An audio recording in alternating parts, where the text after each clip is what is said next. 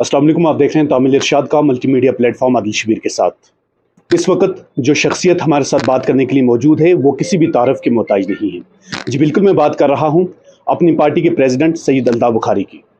इनका आज उड़ी में दौरा है। पिछले 3 दिनों से ये लगातार उड़ी में बैठे हुए हैं और इनका जो आज उड़ी में 3 रोज़ा दौरा है, इसके मतलब आज हम इनसे बात करेंगे और उसके साथ साथ उड़ी की सियासत को लेकर, उसके मतलब उड़ी की सियासत को लेकर हम इनसे बातचीत करेंगे और इनसे ही जानने की कोशिश करेंगे। सर, सबसे पहले मैं आपका वेलकम करता हूँ तामिल इरशाद। जी अस्सलाम वालेकुम।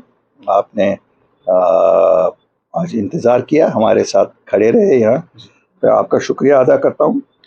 अल्ताफ साहब, आज हम आपसे जानना चाहेंगे, जो आपने यहाँ पे 3 रोज़ा दौरा किया, यहाँ पे 3 दिन आप उड़ी के हवा में बैठे रहे, आखिर क्या वजह बनी कि जिसके लिए अपनी पार्टी के प्रेसिडेंट को खुद यहाँ पे उड़ी में आना पड़ा? देखिए, भी कोई बहुत बड़ी बात और वजह नहीं है। मैं यहाँ से कैंडिडेट हूँ अपनी पार्टी का, तो इसलिए मेरा जायज़ है यहाँ आना।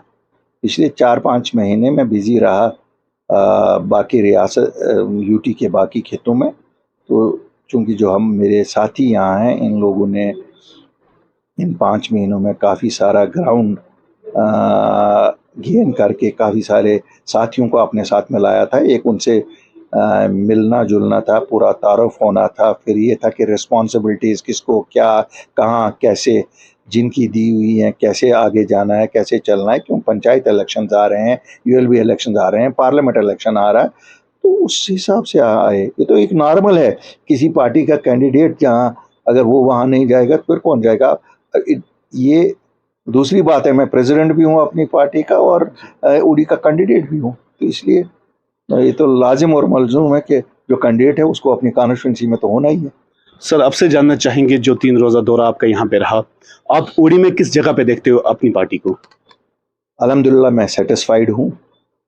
हम लोगों ने ज़ीरो से सिफर से शुरू किया, नई जमात, और कोई तारुफ नहीं जमात का था, लेकिन अल्लाह के फजल से जो साथी आए उनका अपना तारुफ था, जो साथी हमारे साथ मिले उनका अपना तारुफ था। धीरे धीरे उन्होंने शायद पार्टी का तारुफ भी लोगों तक पहुंचाया और हमारा तारुफ भी लोगों तक पहुंचाया। ठीक है, मैं पुश्तैनी बाशिंदा हो सकता हूँ उड़ी का ही, लेकिन वर्चुअली 30-40 साल से तो यहाँ रहते नहीं हैं। हमारी ग्रैंड मदर की डेथ के बाद तो बिल्कुल ही रहने वाली बात नहीं थी। ठीक है, रिश्ता है, एक नाले में है, मैं कहूँगा एक नाले में है या उड़ी के मुख्तलिफ जगहों पे है, उस रिश्ते के लिहाज से तो आना जाना था। लेकिन आज जिस बारीक बीनाई से मैं उड़ी के मसले और मसाइल देख रहा हूँ, शायद मैंने पिछले 40 साल में नहीं देखे थे। सर, तो इशू है कि मैं तो खुद भी एजुकेट हो रहा हूँ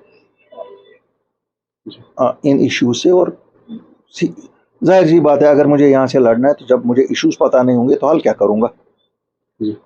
तो मुझे लगता है मेरे साथियों ने मुझको काफ़ी एजुकेट किया है। मैं खुद भी कोशिश कर रहा हूँ अंडरस्टैंड करने की, और मैं उड़ी के वासियों को एक यकीन दिलाना चाहता हूँ, हम नए ज़रूर हैं यहाँ के लिए, लेकिन हमारी सियासत बड़ी खुली किताब है।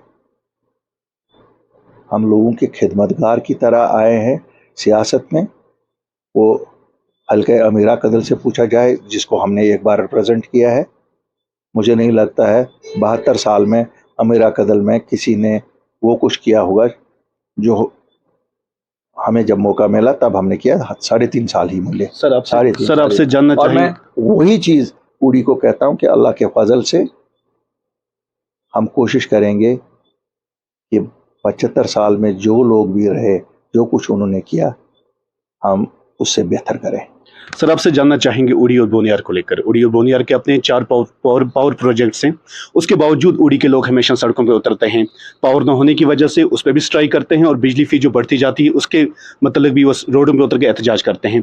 आखिर क्या, जब उड़ी और बोनियार के अपने 4 पावर प्रोजेक्ट हैं, उसके बावजूद उड़ी के लोगों को 900 बिजली फी देनी पड़ती है, क्या ये उड़ी और बोनियार के लोगों के साथ नाइंसाफ़ी नहीं है? देखिए, मैं बताऊंगा, इंसाफ और नाइंसाफ़ी अगर हम इसी से खाली करें कि यहाँ 4 प्रोजेक्ट लग गए हैं, तो फिर हम उड़ी के लोगों के साथ ज्यादती करते हैं। उड़ी के लोग जब सड़कों पे उतरते हैं, वो कहते हैं कि जो हमें कानूनन हक है वो हमें दे दो।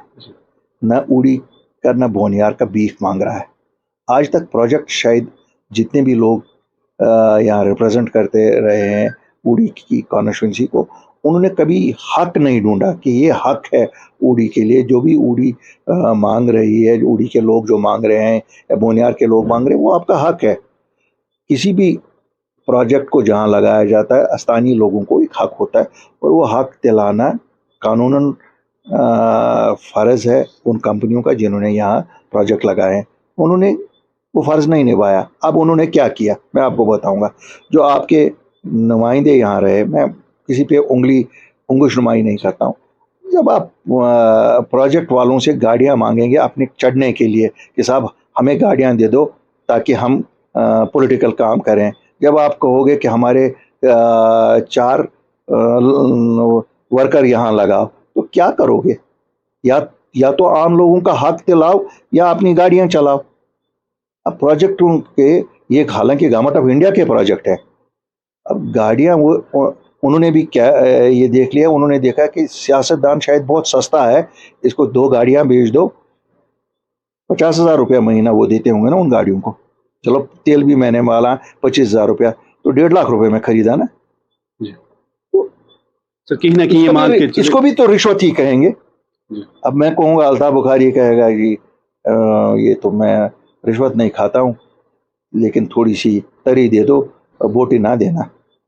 सर आपसे जानना चाहेंगे, यहाँ पे एलओसी पे ट्रेड हुआ करते थे हिंदुस्तान और पाकिस्तान के बीच में, कहीं ना कहीं जो उड़ी के लोग हैं, जो यहाँ की लोकल यूथ है, वो उनको फायदा मिलता था, लेकिन पिछले कुछ समय से वो जो ट्रेड वो बंद पड़ी और उसका नुकसान कहीं ना कहीं उड़ी के लोग उठा। मेरे भाई मैं बड़ा खुल के बताऊंगा, उस ट्रेड ने हमारे बच्चों को जहर फैलाया।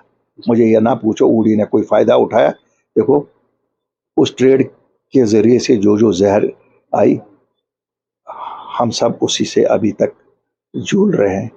अल्लाह करे कि हमारे बच्चे बाज आ जाए। आपको पता है, अगर ट्रेड रहा होता, ट्रेड स्मगलिंग का जरिया बना, ड्रग्स लाने का जरिया बना, ट्रेड इंटरनेशनल एलिमेंट्स के लिए रास्ता बना, वो कैसे अपनी कानूनी हरकतें करे जिससे हमारे बच्चे ही शहीद हुए।